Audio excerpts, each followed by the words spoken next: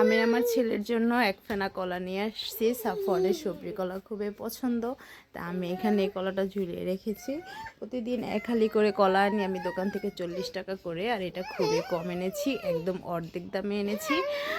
পুরো এক ফেনা নিয়ে আসছি। এই যে দেখেন কলা খাওয়ার জন্য কেমন করতেছে, বাট কলাটা কাঁচা, এখনো পাকে নাই। বাবা পাকে নাই, কলা এখনো পাকে নাই বাবা, ঠিকভাবে পাকে নাই তো। কোনটা দিব বলো তোমায়? এই যে পাকে নাই, তুমি এগুলা খাইতে পারবা না, কসকস দিছি তো, রাগ করলা কেন? নাও।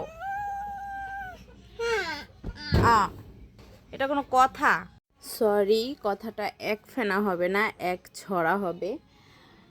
সাফওয়ান রাগ করছে, এই যে অনেক রাগ করেছে সাফওয়ান। তোমার জন্যই তো আনছি বাবা, এটা এখন কাঁচা, তুমি খেতে পারবা না, তারপরে তো তোমাকে আমি একটা দিছি, তুমি খাও, খেয়ে দেখো, ফেলে দাও কেন? ওরে বাবা রে, এত জিদ! এই কলা খাবার তুমি, শক্তি বাড়াবার, মাম্মামকে মারবা, ঠিক আছে? ঠিক আছে।